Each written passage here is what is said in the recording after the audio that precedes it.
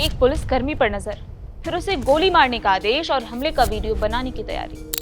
लेकिन ऐन वक्त पर पिस्तौल जाम हो गई, पुलिसकर्मी बच गया और आरोपी भाग गए। लेकिन जब पुलिस ने पकड़े गए युवकों के मोबाइल फोन खंगाले तो मामला सिर्फ एक हमले की साजिश तक नहीं रहा। मोबाइल से खुला एक ऐसा नेटवर्क जिसके तार भारत के कई राज्यों से होते हुए पाकिस्तान तक पहुंच रहे थे। और इस नेटवर्क के केंद्र में एक नाम सामने आया, शहजाद भट्टी। कौन है ये पाकिस्तानी गैंगस्टर? कैसे एक अपराधी सोशल मीडिया के जरिए युवाओं तक पहुंच गया और कैसे उसका कथित नेटवर्क 14 राज्यों तक फैला हुआ है? आज पूरी कहानी समझिए। दिल्ली से सटे उत्तर प्रदेश में कुछ युवकों पर एक पुलिसकर्मी की निगरानी का आरोप लगा।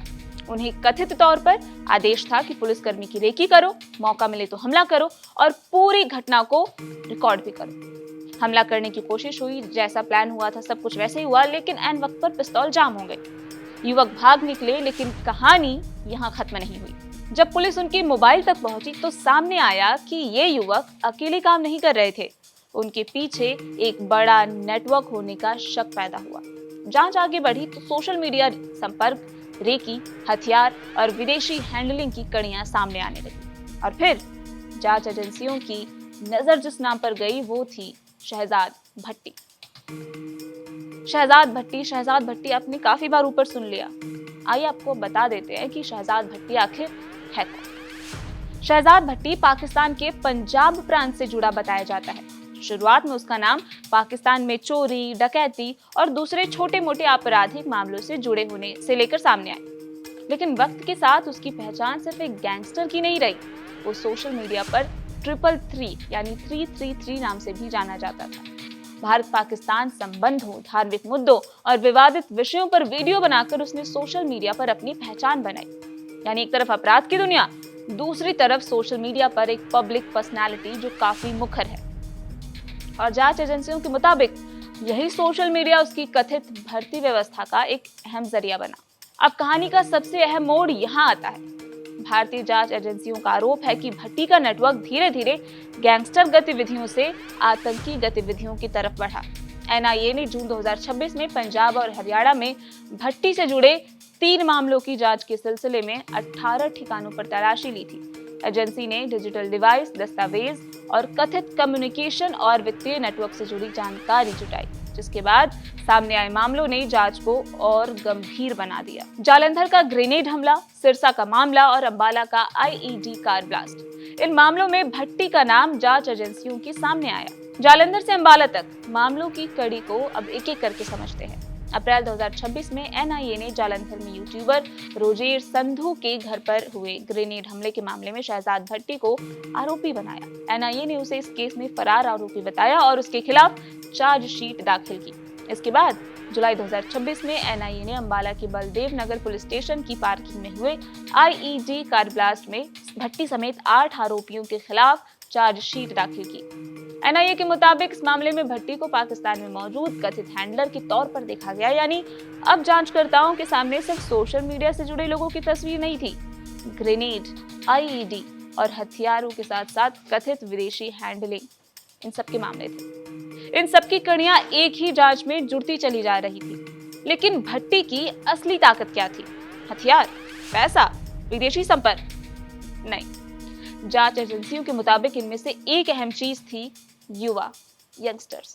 आरोप है कि सोशल मीडिया के जरिए ऐसे युवाओं को तलाशा गया जो आर्थिक रूप से कमजोर थे, बेरोजगार थे, नशे के आदी थे या फिर गैंगस्टर कल्चर से काफी इम्प्रेस्ड। शुरुआत में उन्हें छोटे मोटे कामों से जोड़े जाने लगा, फिर धीरे धीरे उन्हें ज्यादा गंभीर गतिविधियों की तरफ ले जाने की कोशिश की गई।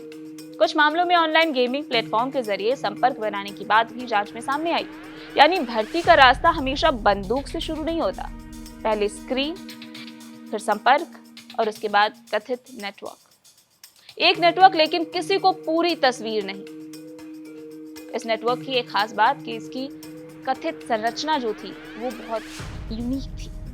दिल्ली में एक व्यक्ति, पंजाब में दूसरा, हरियाणा में तीसरा, राजस्थान में चौथा और इनके बीच सीधे संपर्क की जगह अलग अलग स्तरों पर कड़ियां जुड़ी हुई थी। किसी एक व्यक्ति को पूरे नेटवर्क की जानकारी नहीं होती थी।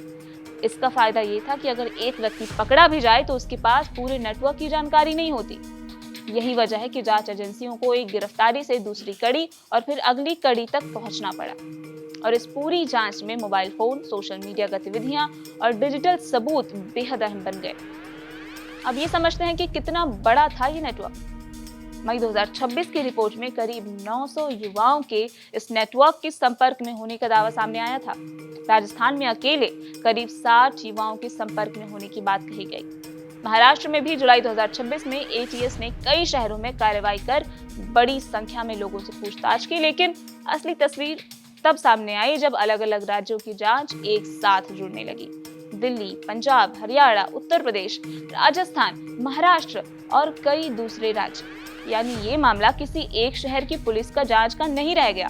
दिल्ली इस नेटवर्क की जांच में बेहद अहम कड़ी बनी। स्पेशल सेल ने अलग अलग कार्रवाइयों में ऐसे संदिग्धों को पकड़ा जिनके विदेशी संपर्क होने का आरोप था। जांच में दिल्ली और आसपास के इलाकों में धार्मिक स्थलों, पुलिस प्रतिष्ठानों और सरकारी इमारतों की रेकी से जुड़े वीडियो मिलने की बात सामने आई।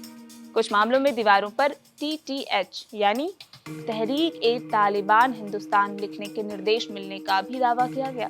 इसके बाद दिल्ली और पंजाब से ऐसे आरोपियों की गिरफ्तारी हुई जिनके पास से हथियार और पेट्रोल बम बरामद होने की बात कही गई। अब सवाल ये था कि अगर नेटवर्क इतना बड़ा था तो इसे चला कौन रहा था? जांच एजेंसियों के मुताबिक कथित तौर पर इसकी कमान भारत के बाहर से संभाली जा रही थी और यही वजह है कि भट्टी को पकड़ना जांच का सबसे मुश्किल हिस्सा बन गया।